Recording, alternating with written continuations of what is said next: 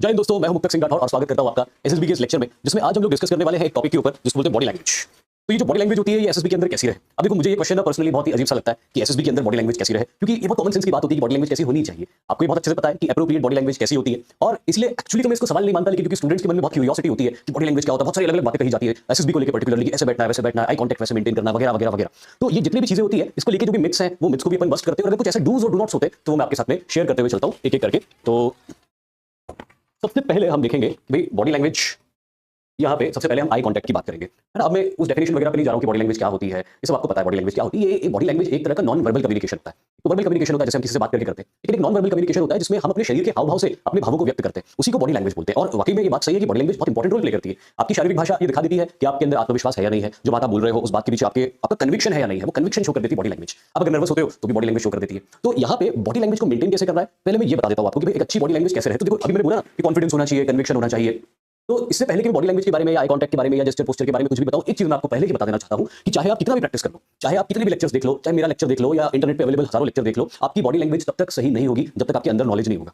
जब आपके अंदर ज्ञान होता है, आपके अंदर आत्मविश्वास अपने आप आ जाता है, और जब वो आत्मविश्वास आता है ना तो फिर वो झलकता है शरीर से, आपकी बॉडी लैंग्वेज से वो झलकता है। तो बॉडी लैंग्वेज को अच्छा करने के लिए सबसे पहले क्या करो आप, सबसे पहले अपने नॉलेज को इंप्रूव करो। मैं लिख देता हूं उसको, है ना, क्योंकि बड़ी इंपॉर्टेंट चीज है। तो आई कांटेक्ट वगैरह बताने से पहले मैं इसको लिख के आपको बता देता हूं ताकि और आपके ऊपर इसका प्रभाव पड़ जाए इस बात का कि to a good body language, key to a good body language क्या है, कुंजी क्या है एक अच्छी बॉडी लैंग्वेज की, तो वो है confidence. Key to a good body language is confidence, and confidence comes, it comes by having knowledge. तो अब नॉलेज होगा आपके पास में तो अपने आप आत्मविश्वास आ जाएगा, और जब आत्मविश्वास आपके अंदर आएगा तो आपकी बॉडी लैंग्वेज भी एप्रोप्रिएट हो जाएगी। इसमें सही गलत जैसा कुछ भी नहीं होता, बॉडी लैंग्वेज में एप्रोप्रिएट वाली चीज होती है कि एप्रोप्रिएट हो जाएगी। लेकिन अब फिर सवाल उठता है कि नॉलेज कौन सा सर, इस दुनिया में इनफाइनाइट नॉलेज है तो सारा नॉलेज तो हम ले नहीं सकते भाई, कहीं ना कहीं तो हम लैक करेंगे ही सही, बिल्कुल सही बात है, कोई इंसान परफेक्ट नहीं हो सकता।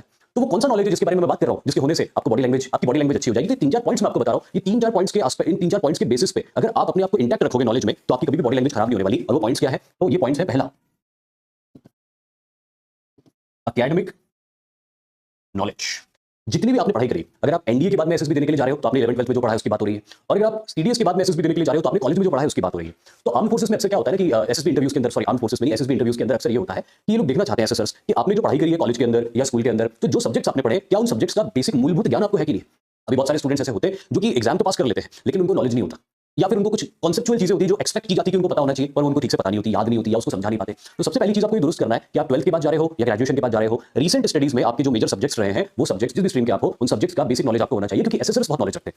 चाहे आप किसी भी स्ट्रीम से चले जाओ, एसएसर्स को कोई ना कोई ऐसा टॉपिक मिल ही जाएगा आपके एकेडमिक बैकग्राउंड से जिससे वो आपसे बेसिक क्वेश्चंस पूछेंगे, वो डीप में नहीं जाएंगे। पहले तो वो बेसिक क्वेश्चंस पूछेंगे आपसे, अगर आप बेसिक क्वेश्चंस के बहुत ही अच्छे आंसर देते हो तो शायद वो उसको एडवांस पे लेते लेते आगे तक पूछे आपसे, बट वो मैटर नहीं करता। उनके लिए मैटर नहीं करता है कि बेसिक पता है या नहीं पता है। अगर आपको बेसिक पता है और उसके बाद वो आपको थोड़ा और टेस्ट करने के लिए एडवांस क्वेश्चंस भी पूछ रहे हैं और आप उनके आंसर्स नहीं दे पा रहे हो, तो इससे आपकी कोई नेगेटिविटी नहीं होने वाली बात है, क्योंकि आपने बेसिक जो एक्सपेक्ट किया जाता है आपसे कि आपको पता होना चाहिए उसका आंसर तो दे दिया है। तो पहली चीज तो ये कि आपका एकेडमिक नॉलेज अच्छा होना चाहिए। दूसरा नॉलेज जिसके ऊपर आपको वर्क करना है बहुत ज्यादा, नॉलेज, या इसको मैं यूं लिख देता हूं, current events and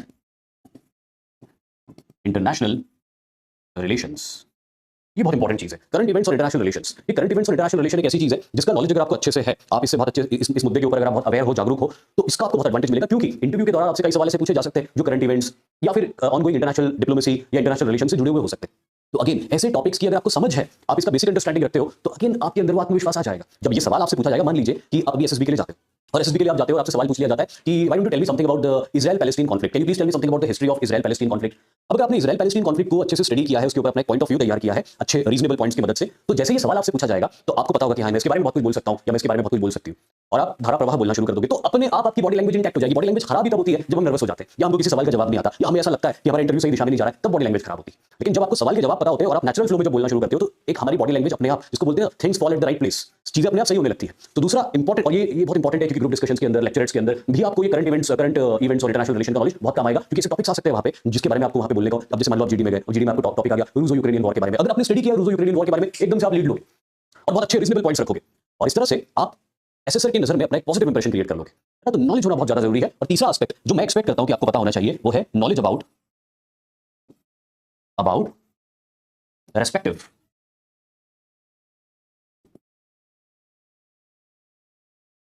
you want to join।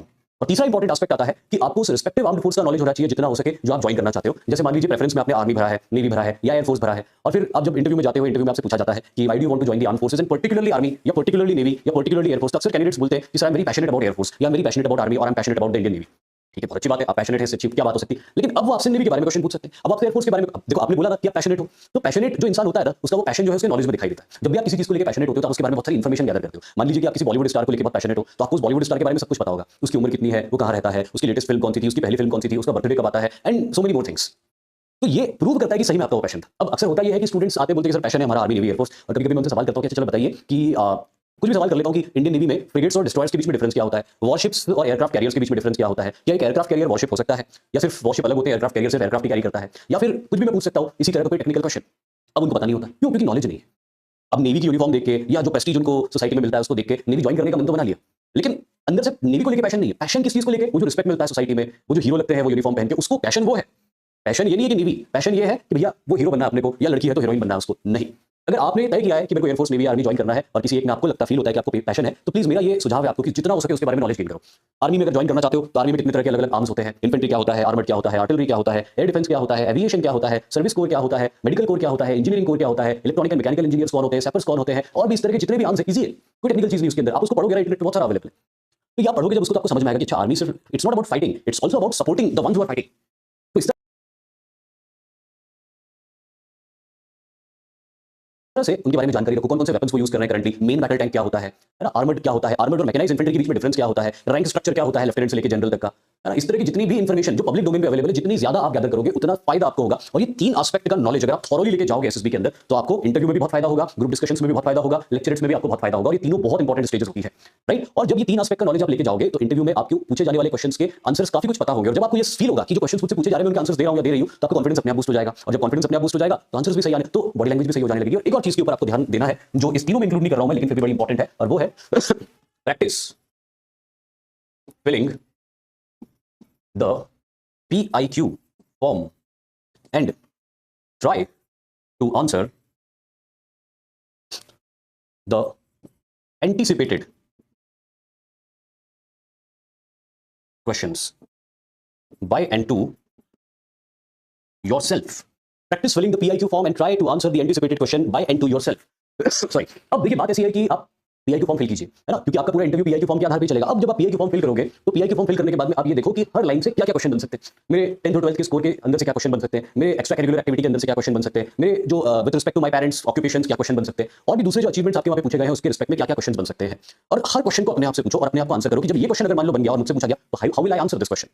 आप उसका आंसर करोगे, आपको खुद समझ में आ जाएगा कि आंसर सेटिस्फैक्टरी है या नहीं है। फिर उसके ऊपर वर्क करो कि इस आंसर को किस तरह सेटिस्फैक्टरी बनाया जाए। जब आप अपने पीआईक्यू फॉर्म को फिल करके उसको स्टडी करके उसको प्रैक्टिस करके और इन तीन एस्पेक्ट्स का नॉलेज लेके एसएसबी के अंदर जाओगे तो मैं कह रहा हूं आपका एसएसबी में बहुत एडवांटेज होगा। आप एसएसबी के अंदर काफी कॉन्फिडेंस के साथ जाओगे, और जब आप कॉन्फिडेंस के साथ जाओगे आपको ऐसे क्वेश्चंस दिखाई देंगे पीआईक्यू फॉर्म के द्वारा या इन तीन एस्पेक्ट्स के द्वारा जो आपसे पूछे जाएंगे, और आपको पता होगा कि हाँ इस क्वेश्चन को मैंने प्रिपेयर किया, तो अपने आप कॉन्फिडेंस से हो जाएगा और बॉडी लैंग्वेज भी सही हो जाएगी। तो बॉडी लैंग्वेज का जो मूल मंत्र है वो कॉन्फिडेंस है, और कॉन्फिडेंस इन एस्पेक्ट्स में नॉलेज गेन करके आप डेवलप कर सकते हो। और फिर अब अपन बात कर लेते हैं जो ट्रेडिशनली बॉडी लैंग्वेज के बारे में बात की जाती है, आई कॉन्टैक्ट, पोस्चर, वोस्चर। क्योंकि मैं पर्सनली इतना मानता नहीं हूं कि बॉडी लैंग्वेज किसी को नहीं आता। हर इंडिविजुअल जो भारत के middle class, lower middle class, higher class या किसी भी क्लास में पला बड़ा है, जो इस लायक है कि वो एनडीए के एग्जाम दे रहा है, उस एग्जाम की रिटन को क्वालिफाई कर रहा है और आगे बढ़ रहा है, तो उस इंडिविजुअल को इतना कॉमन सेंस है कि बॉडी लैंग्वेज सही क्या होता है, कैसे बैठना है, कैसे खड़े होना है, कैसे बात करना है, कैसे आई कॉन्टैक्ट मेंटेन करना है, ये उसको पहले से आता है क्योंकि वो जीवन में सब करता आ रहा है, कभी एग्जाम्स में, कभी इंटरव्यू में, कभी वाइवा में, and so many more places, right. तो ये कोई नवीन चीज नहीं है और ये कोई सिखाई जाने वाली चीज नहीं है। बस मेरा बहुत स्ट्रांगली मानना है अगर ये सारे एस्पेक्ट आप दुरुस्त कर लेते हो तो बॉडी लैंग्वेज आपका इंटैक्ट अपने आप हो जाएगा। पर क्योंकि मैंने कहा कि बॉडी लैंग्वेज की बात होती है तो बहुत सारी चीजों की बात होती है, तो चलो कुछ अच्छे फोटोग्राफ्स है उनको देखते हुए बॉडी लैंग्वेज के बारे में भी समझ लेते हैं कि ट्रेडिशनली क्या माना जाता है बॉडी लैंग्वेज के बारे में। सबसे पहले बॉडी लैंग्वेज का एक इंपॉर्टेंट एस्पेक्ट होता है जिसको बोलते हैं आई कांटेक्ट। अभी आई कांटेक्ट आपको कैसे रखना है, तो इसमें अगर किसी को कोई कंफ्यूजन है तो मैं बता देता हूं। जनरली कंफ्यूजन इस बात को लेकर होता है कि लगातार इंटरव्यूअर की तरफ देखना है या फिर इधर उधर भी देख सकते हैं। तो सबसे पहले इसमें डू नॉट बताता हूं मैं आपको। डू नॉट ये है कि अगर आपसे कोई सवाल पूछा जाता है तो आपको इधर उधर देख के जवाब नहीं देना है। अभी बहुत कॉमन सेंस की बात है, मतलब मुझे तो बताते हुए बहुत अजीब लग रहा है, ये तो सब समझने वाली बात है। अगर आपको कोई सवाल पूछा गया है तो आप जवाब सामने वाले को देख के ही दोगे ना, इधर देख के तो जवाब दोगे नहीं कि भैया पूछ हो रहे हैं जवाब इधर दे रहे हो, है ना। तो ये सबसे पहली चीज आपको ध्यान रखना है, तो वो कॉमन सेंस की बात आपको पता ही होगी। अब दूसरा सवाल ये होता है कि सर आई कांटेक्ट में मतलब क्या करें। अच्छा हमको ये तो पता है कि इंटरव्यूअर को देख के जवाब देना है, क्या लगातार देखते हैं इंटरव्यूअर को, अलग भी नहीं झपकता है, नहीं ऐसा बिल्कुल भी नहीं है। बहुत नेचुरली और बहुत नॉर्मली जिस तरह से आप किसी से बात करते हो, किसी दोस्त से बात करते हो या अपने घर के किसी मेंबर से जब आप आमने सामने बैठ के बात करते हो तो आप कितना आई कांटेक्ट करते हो, क्या लगातार उनकी आंखों में देखते रहते हो और बात करते रहते हो। तो ऐसा तो होता नहीं, ऐसा तो गर्लफ्रेंड बॉयफ्रेंड के बीच में भी नहीं होता कि वो लगातार एक दूसरे की आंखों में देख के ही बात करते हो। जब आप किसी से बात करते हो, वन ऑन वन भी बात करते हो, तो बात करते करते कोई बात सोचते हुए आप आसमान की तरफ देख सकते हो, छत की तरफ देख सकते हो। कोई बात सोचते हुए आप 2 मिनट के लिए, 2 मिनट तो बहुत बोल दिया मैंने, 4 सेकंड 5 सेकंड के लिए धरती की तरफ देख सकते हो, फ्लोर की तरफ देख सकते हो, 2 मिनट आप कहीं और दिशा में देख सकते हो, but again you have to come back. I contact 100% कभी हो भी नहीं सकता कि अगर अब देखो यहाँ पे तो कैमरा है, तो कैमरा है तो मैं कैमरा को देख के बात करता हूं, लेकिन अगर आप सच में होते मेरे सामने तो अगर मैं लगातार आपको देख के बात कर रहा होता, ये मान लो कि ऑफलाइन क्लास होती और आप बैठे हुए होते और मैं एक ही स्टूडेंट को देख के बात कर रहा होता, तो क्या लगता, अजीब लगता ना। तो जैसे टीचर होता है क्लास में सबको देखते हुए पढ़ाता है, और फिर इस तरह से आपको भी ध्यान रखना है कि जब आप इंटरव्यू दे रहे हो, आपसे कोई सवाल पूछा जाता है तो आपको प्रॉपर्ली जो नेचुरली आपकी पलकें झपकती है वो पलकें झपकना भी चाहिए। कभी कभी कोई चीज सोचते हुए हमारा ध्यान इंटरव्यू से हटके दाएं बाएं ऊपर नीचे जा सकता है for a couple of second और maybe 3 4 5 seconds, that is absolutely okay. क्योंकि आप लगातार भी बहुत देर तक किसी को देखते रहते हो ना, तो वो भी अनकंफर्टेबल हो सकता है। हालांकि ऐसे अनकंफर्टेबल तो नहीं होगा, लेकिन वो ये समझेगा कि पागल हो गया, ये पागल हो गई है, या इसको किसी कोचिंग से सिखा के भेजा हुआ है कि आई कांटेक्ट बिल्कुल देख के करना चाहिए। तो ये बहुत नेचुरल होता है आई कांटेक्ट कि कभी-कभी आप देखते हो थोड़ी देर तक किसी को जवाब देते हुए और कभी-कभी कुछ सोचने के प्रोसेस में या बोलने के प्रोसेस में दाएं बाएं भी देख लेते हो, ऊपर नीचे भी देख लेते हो, दैट इज एब्सोल्युटली फाइन। तो बिल्कुल जैसे आप नॉर्मली आई कांटेक्ट करते हो किसी से बात करते हुए, अपने टीचर से बात करते हुए, अपने किसी सीनियर से बात करते हुए, अपने पेरेंट्स से बात करते हुए, बिल्कुल वैसा ही आई कांटेक्ट आपको रखना है। फिर उसके बाद में अगला एस्पेक्ट आता है बॉडी पोस्चर। अब यहाँ पे ये मैडम है, इनके 4 बॉडी पोस्चर हैं, इसमें से कौन सा बॉडी पोस्चर आपके हिसाब से सही है ना? एक इंटरव्यू के पॉइंट ऑफ व्यू से अगर अपन देखें तो कौन सा पोस्चर आपको सही लग रहा है? ये पोस्चर सही नहीं लग रहा है, ये पोस्चर सही नहीं लग रहा है, ये पोस्चर सही नहीं लग रहा है और ये पोस्चर सही लग रहा है ना? अभी यहाँ पे ये इंटरव्यू का वेट कर रही होंगी, तो ये इंतजार की मुद्रा में बैठी हुई है, लेकिन यहाँ पे अभी इंटरव्यू में आ गई है। तो इंटरव्यू में आई है तो कैसे बैठी है? अपने इनके हाथ में इनका सीवी है, जो कि वहाँ पे आपके हाथ में नहीं होगा, तो आप सिंपली बैठ सकते हो अपने दोनों हाथ अपने दोनों पांव के ऊपर रख के,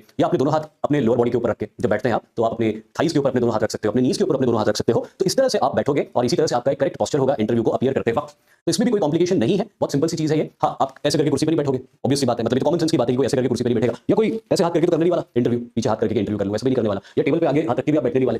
तो आप जो नॉर्मली बैठो किसी के सामने, आप चाहे तो अपने हाथ यहाँ पे रख सकते हैं, जैसे मैं थोड़ा आपको दिखाने के लिए बता देता हूँ कि यहाँ पे ऐसे हाथ रख सकते हैं, अपने पाँव के ऊपर हाथ, जैसे आप कंफर्टेबल फील कर रहे हो। आपकी चेयर के ऊपर अगर सपोर्ट्स है दोनों तरफ तो उनके ऊपर भी आप हाथ रख सकते हो, बट प्रेफरेबली अपने जो आपकी जो थाइज होती है, थाइज में आप कहीं पे भी हाथ रख सकते हो अपने, और सिंपली आप बैठ सकते हो। आप अपने लोअर स्टमक पे भी इस तरह से हाथ रख के बैठ सकते हो, that will be absolutely fine. But मैं ये सजेस्ट करूंगा कि आपके दोनों हाथ जो जुड़े हुए ना हो तो अच्छा, आपके दोनों हाथ जो है ना वो खुले हुए हो तो ज्यादा अच्छा होगा। फिर उसके बाद में अगली बात करते हैं अपन जेस्चर्स की। ये बात करते हुए हैंड मूवमेंट का क्या करना है ना? अब बात करते हो, कई बार क्या होता है कि कैंडिडेट्स ऐसे होते हैं कि वो बहुत ही ज्यादा कॉन्शियस हो जाते हैं, और उस कॉन्शियसनेस की वजह से वो जो बैठ जाते हैं, जैसे वो बैठ गए अपने दोनों हाथों को, अपने दोनों पाम को अपनी थाइस के ऊपर रखे। अब उनसे जो क्वेश्चन पूछा जा रहा है वो एज इट इज आंसर दे रहे हैं क्वेश्चन का, अपने दोनों हाथों को अपनी थाइस से, अपने दोनों पाम्स को अपनी थाइस से ऊपर उठा ही नहीं रहे, है ना? तो देखो ऐसा भी करना कोई उचित नहीं होगा, क्योंकि मैं हमेशा नेचुरल रहने के लिए बोलता हूं। मैं कभी भी आपको कोई तरीका नहीं बताऊंगा कि इसी तरीके से करो, हर किसी का अपना एक अलग तरीका होता है अपने आप को एक्सप्रेस करने का, या जेस्चर्स का, इसको हम हैंड मूवमेंट बोलते हैं। अब देखिए अगेन फिर कॉमन सेंस की बात आती है कि अगर हैंड मूवमेंट की बात आती है तो ऐसा तो है नहीं कि हैंड मूवमेंट अगर आपको नहीं करना, अगर मैं ये बोलूं कि हैंड मूवमेंट आपको करना है नॉर्मली जितना होता है, इसका मतलब ये तो नहीं कि आप नाचने लग जाओ वहां पे, या फिर आप जो है स्पिन बॉलिंग डालने लग जाओ वहां पे, ऐसा तो होगा नहीं भाई। नॉर्मल जो हैंड मूवमेंट होते हैं, जैसे मैं लेक्चर ले रहा हूं, अब लेक्चर लेते हुए मैं ऐसे करके लेक्चर लूंगा, दोनों हाथ नीचे करके लेक्चर लूं पूरे टाइम, तो भी आपको अजीब लगेगा, और मैं कुछ ज्यादा हैंड मूवमेंट करने लग जाऊं तो भी आपको अजीब लगेगा। तो व्हाट इज राइट इन दोनों के बीच में कहीं पे,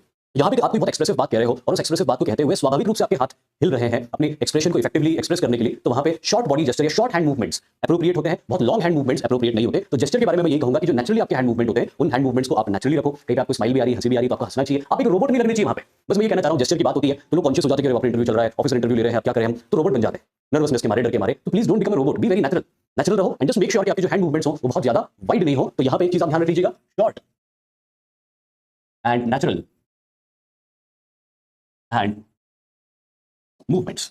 एसएसबी हमेशा इस बात को अप्रिशिएट करता है कि कोई इंडिविजुअल अपनी ओरिजिनलिटी कितनी मेंटेन करके रख सकता है। तो आप ओरिजिनल रहो, है ना? Don't try to be what you are not, जो आप नहीं हो वो बनने की कोशिश मत करो। अगर आपकी एक्सप्रेशन की प्रोसेस में जस्ट आप फुल ऑफ एक्सप्रेशन हो, आपके अपने आप को व्यक्त करने के मामले में आप बहुत ज्यादा व्यक्त करते हो अपने आप को, आप हंसते भी हो, आप उदास भी हो जाते हो, आपके हैंड मूवमेंट्स भी, तो करो उसको। रोबोट की तरह बैठने से बेटर होगा कि आप भले वाइड हैंड मूवमेंट्स कर दो, वो चलेगा, बट आपका नेचुरल रहना, ऑनेस्ट रहना बहुत ज्यादा जरूरी है वहां पे। लेकिन हाँ, शॉर्ट और नेचुरल हैंड मूवमेंट्स बहुत ज्यादा एप्रोप्रिएट माने जाएंगे। फिर अगला एस्पेक्ट आता है never seat cross armed in an interview. ये एक डू नॉट है जो मैं शेयर करना चाहता था आपसे, जो आप में से बहुत सारे लोग जानते भी होंगे कि ऐसे नहीं करना है इंटरव्यू। आपने कभी भी किसी टीचर को भी नहीं देखा होगा कि टीचर ऐसे लेक्चर ले रहा। अभी टीचर जो होते हैं वो अपने हिसाब से लेक्चर ले लेते हैं, तो कभी-कभी ऐसा हो सकता है कि कोई टीचर लेक्चर लेते लेते 2 मिनट के लिए ऐसे हाथ कर ले, या मैंने आपको बताने के लिए भी ऐसे हाथ किए। लेकिन क्या कभी आपने मुझे या किसी दूसरे टीचर को इस प्लेटफॉर्म पे देखा है जो यूं करके लेक्चर ले रहा है पूरा? नहीं। कोई सवाल आपसे पूछ के आपकी कमेंट पढ़ने के लिए यूं कर सकते हैं, लेकिन लेक्चर लेते वक्त आपको ये यूं करके नहीं बताएंगे कि दोस्तों आज का जो हमारा लेक्चर, हाथ तो मैंने अपने क्लोज कर लिए, बहुत ही क्लोज होता है, you are not open to the questions, you are not willing to answer. ऐसा प्रोजेक्ट करते हैं आपके क्रॉस्ड हैंड्स। तो किसी भी स्टेट में इंटरव्यू के दौरान बॉडी लैंग्वेज के एस्पेक्ट में ये क्रॉस हैंड्स नहीं रखने, आपको बिल्कुल भी हाथ इस तरह से बंद करके नहीं रखने हैं। और फिर उसके बाद बात करते हैं स्माइल ड्यूरिंग द इंटरव्यू, जो थोड़ी देर पहले भी मैंने कहा था। Now this is the correct thing to do, this is very correct thing to do and this is incorrect thing to do. Now what is the difference between this photograph and this photograph? This is laughter and this is a smile, है ना? आप समझ सकते हो कि अगर interview के दौरान कोई ऐसी बात होती है जो आपको बहुत फनी लगती है, भले फनी है या नहीं, पर आपको बहुत फनी लगती है, और अगर आपको बहुत हंसी भी आती है, तो इस तरह से नहीं हंसना है। वैसे तो ऐसा होगा नहीं कभी भी, क्योंकि इंटरव्यू में ज्यादातर लोग बहुत नर्वस होते हैं, तो हंसी वाला सिचुएशन तो आ ही नहीं पाता है। लेकिन फिर भी इस तरह से आपको फ्री लाफ्टर नहीं करना। जैसे बलबन ने बोल रखा था ना कि मेरे दरबार में कोई फ्री लाफ्टर नहीं होगा, तो वैसे आप मान लो कि एसएसबी के दरबार में भी फ्री लाफ्टर बैन है। वो बहुत नेगेटिव इंप्रेशन क्रिएट कर देगा कि आप चीजों को बहुत लाइटली ले रहे हो। लेकिन मैंने कहा कि रोबोट भी नहीं बनना है हमको। अगर कोई ऐसी बात होती है जो खुश होने वाली बात है, या हल्की फुल्की कोई फनी बात है, या थोड़ा बहुत कुछ ह्यूमर क्रिएट हो गया आपकी तरफ से या इंटरव्यूअर की तरफ से, और एक स्माइल अगर आप दोगे तो वो ये मानेगा कि ये इंडिविजुअल ऑनेस्ट है। अगर इसके मन में कोई एक्सप्रेशन आ रहे हैं, कोई ख्याल आ रहे हैं, कोई थॉट्स आ रहे हैं, तो वो उसको एक्सप्रेस कर रहा है अपनी बॉडी लैंग्वेज से। तो जो नेचुरली अगर कोई स्माइल आपको आ रही है तो आप कर सकते हो, लेकिन आपको फ्री लाफ्टर वहां पे बिल्कुल भी नहीं करना है। और इसी के साथ में इस लेक्चर को मैं पूरा करता हूं। होपफुली आप समझ गए होंगे कि बहुत कॉमन सेंस की चीज है बॉडी लैंग्वेज, लेकिन it's all about your knowledge. जितना नॉलेज आप अपने साथ में लेके जाओगे, बॉडी लैंग्वेज आपका उतना बेहतर हो जाएगा, क्योंकि आत्मविश्वास is the key to body language. Thank you very much. जय हिंद।